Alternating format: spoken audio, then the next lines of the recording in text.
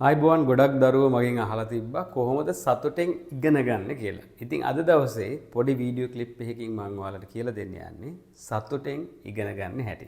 ගොඩක් වෙලාවට අපි කරන්නේ පොතක් අතට ගත්තාම අපි හිතනවා මේකේ තියෙන ඔක්කොම ටික එකපාර පාඩම් කරලා ඉවර කරන්න ඕනේ කියලා. ඉතින් ඒක ඇත්තටම නීතියක් එහෙම එකක් නැහැ. පාඩම් කරන්න කාලය කොයි වගේද ඔයා මේ පාඩමට යොදාගන්නේ ඊළඟට මොන වගේ කොටසක්ද ඔයා බලන්නේ කියන කාරණාව මුලින්ම ඔයා තීරණය කරන්න ඕනේ. ඒක සතුටින් කරන්න ඕනේ. ඒතර කොහොමද මේ පොතක් අරගෙන සතුටින් කරන්නේ? පළවෙනි දේ තමයි ඔයා අපි මෙන්න මේ වචනේ පාවිච්චි කරනවා මම කැමති මේ වචනේ වෙනුවට ඔයාලා කියන්නේ පාඩම් කරන්න කියලා. මම කැමති ඔයාලා මේ වචනේ රීප්ලේස් කරගන්නවා නම් මතක තියාගන්න කියලා. ඒකට හේතුව තමයි මතක තියාගන්නවයි පාඩම් කරනවයි කියලා කියන්නේ දෙකක් නිසා. ඉතින් ඔයාගේ ජීවිතේ යම්කිසි ජයග්‍රහණයක් ගන්න ඕනේ නම් ඔයාගේ ජීවිතේ ඉගෙනීමෙන් ඉස්සරහට යන්න ඕනේ නම් ඉගෙනීම කියන එකට තියෙන සතුට ඔයාගේ අනිත් දේවල් වලට හා සමාන වෙන්න ඕනේ. එහෙනම් ඔයා මතක තියාගන්න කියලා ඒ පොත ගත්තොත් දැන් අපි වෙලාවක් තීරණය කරනවා. ඒ වෙලාවේදී ඔයා හිතනවා සම්පූර්ණ පාඩම කරන්න යන්න එපා පුතේ. සම්පූර්ණ පාඩම කරන්න ඔයාට අමාරුයි. ඒකින්ද ඔයා දා ගන්නවා. හරි. මම විනාඩි 20ක් ඇතුළත මේකේ තියෙන key points ටික මේ පාඩමේ තියෙන key points ටික මම බලා ගන්නවා. දැන් ඔයා උදාහරණයක් හිතන්නකෝ ඔයා මොකක් හරි පොතක් සම්පූර්ණයෙන් කියවපුවාම ඒ පොතේ තියෙන ඔක්කොම කරුණු ඔයා මතක තියාගන්න ඕනේද? නෑ එහෙම එකක් නෑ. හැබැයි ඔයා මතක තියාගන්න ඕනේ key points කියන මේක උසස් පෙළ දරුවෙකුට හෝ සාමාන්‍ය පෙළ දරුවෙකුට හෝ ශිෂ්‍යත්ව ලියන දරුවෙකුට හෝ ඕනම දරුවෙකුට මම මේ කියන එක ප්‍රායෝගිකයි. ඒ කියන්නේ ඔයාගේ ජීවිතේ සතුට කියන එක අධ්‍යාපනය ඇතුලේ හොයලා නැත්නම් අද මම මේ කියන ක්‍රමයේ පාවිච්චි කරලා ඔයා සතුට කියන එක හොයලා බලන්න. ඔයාට ඒක හම්බෙනවද කියලා. එතකොට ඔයා කරන්න ඕනේ මෙන්න මේ දේවල් ටික.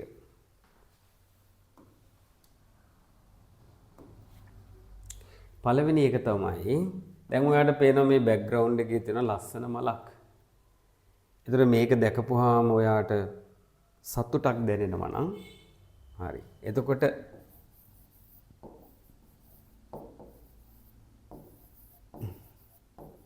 දකින්න දේ තීරණය වෙනවා ඔයාගේ සතුටට.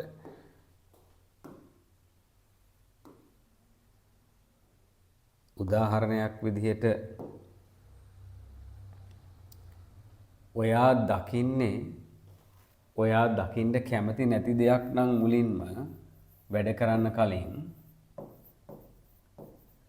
ඒක ඔයාට බලපානවා. හරි? එතකොට දෙවෙනි එක ඇහෙන දේ.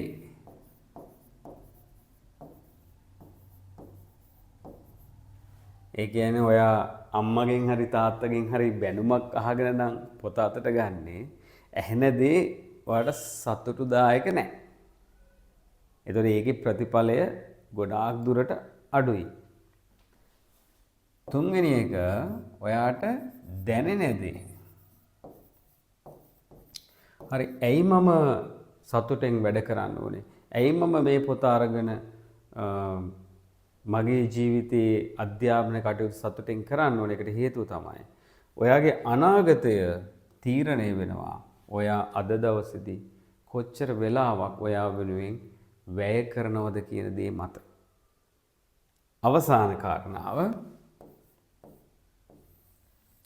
පළවෙනි එක දකින දේ, දෙවෙනි එක ඔයාට ඇහෙන දේ, දැනෙන දේ මේ මොනවා වුණත් ඔයාගේ මනසට හිතෙන දේ. ඔය ගොඩක් කට්ටිය කියන්නේ අද පායනවා, අද වහිනවා, අද නිකන් කම්මැලි වගේ. අද නම් නියම දවස මට වැඩ කරන්න. නෑ. ඒක පුතේ මනසේ තියෙන්නේ. ඔයා මෙන්න මේ කාරණාව දවස් 7ක් කරන්න.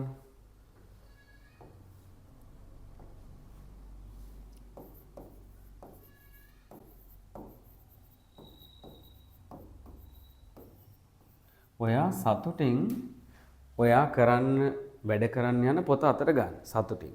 දැන් සතුටක් නැහැ කියලා හිතන්නකො හරි. ඔයා සතුටින් පොත අතට ගන්න.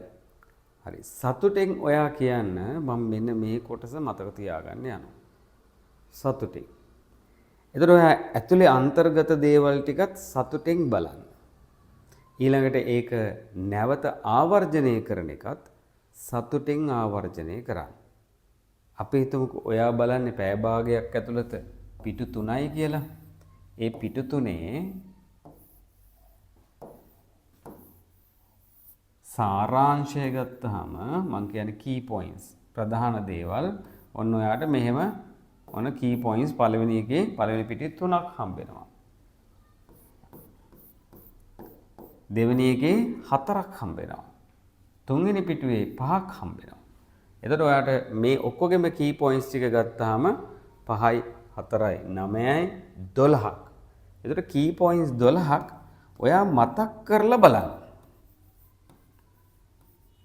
අපේ පරණ වීඩියෝස් වලට ගියොත් ඒකේ තියෙනවා මතකයේ සම්බන්ධයෙන් ඔයාලට කරන්න ටෙක්නික් එකක්. ඔයා ඒව ගිහිල්ලා බලන්න. හරි?